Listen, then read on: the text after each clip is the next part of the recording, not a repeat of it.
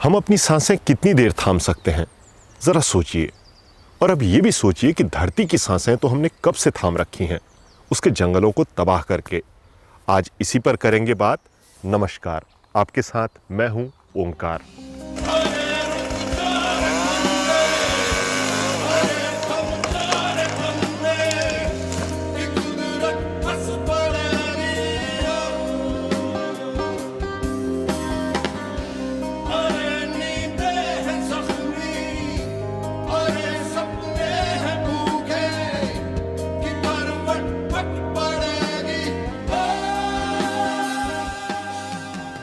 पृथ्वी पर मौजूद कुल भूभाग के 30% इलाके में हरे भरे जंगल हैं और इन्हीं जंगलों में जीवों और वनस्पतियों की 80% से ज़्यादा प्रजातियां रहती हैं।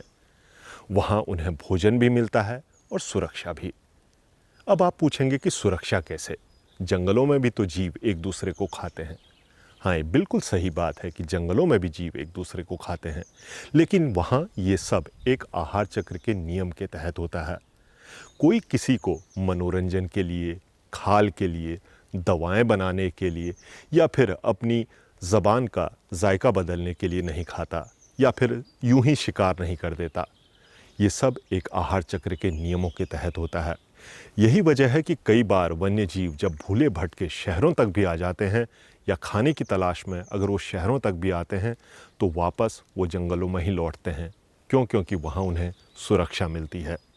इसी वजह से जंगलों का बरकरार रहना बहुत ज़रूरी है इस विविधता के लिए, इन वन्य जीवों के लिए, इस पूरे इकोसिस्टम के लिए जिसकी शायद हम भी एक बहुत छोटी सी कड़ी हैं। हमें लगता है कि हम बहुत बड़ी चीज़ हैं, लेकिन नहीं, इस इकोसिस्टम की हम भी एक बहुत छोटी सी कड़ी हैं। अगर इकोसिस्टम की कोई भी चेन टूटेगी तो उसका असर इंसान पर भी ज़रूर पड़ेगा।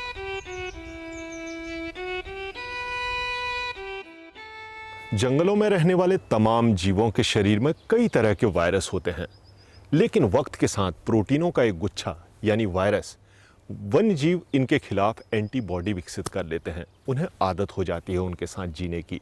लेकिन जब इंसान उन जंगलों में दखल देता है, वहाँ इंक्रोचमेंट करता है, वहाँ से वन्य जीवों को बाहर लाता है ताकि वो अपना जायका बदल सके या दूसरी ज़रूरतें पूरी कर सके, तब उसके सामने एक बहुत बड़ा जोखिम खड़ा होता है।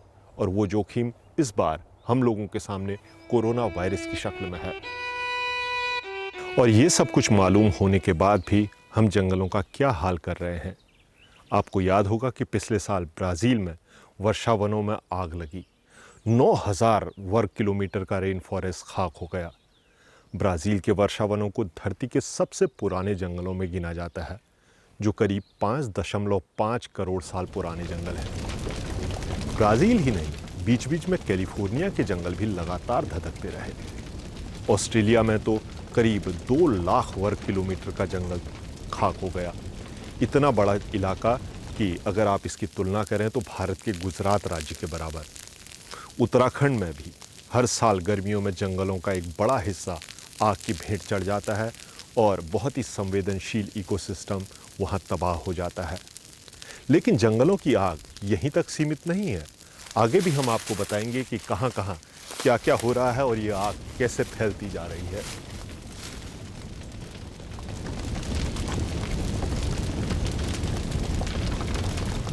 जर्मनी में अप्रैल के महीने में 2 दर्जन से ज़्यादा ऐसी घटनाएं हो चुकी हैं जहां जंगलों में आग लगी है। जब हम लोगों से बात करते हैं तो कहते हैं कि इस तरह आग के मामले अप्रैल में उन्होंने पहले नहीं देखे। पर्यावरण मुद्दों की प्रतिष्ठित पत्रिका द नेचर में छपे शोध के मुताबिक दुनिया भर में हर साल 15.2 अरब पेड़ काटे जाते हैं, यानी एक इंसान के लिए 2 पेड़। पेड़ों की सबसे ज़्यादा कटाई कृषि योग्य भूमि के लिए होती है और उसके बाद नंबर आता है शहरों का। शहर बसाने या फिर बसे हुए शहरों तक संसाधन पहुंचाने का, जैसे लकड़ी, कागज़ और दूसरी चीज़ें। और ये सारी जो मांग है, इस मांग को पूरा करने की कीमत जंगल चुकाते हैं कुछ इस शक्ल में।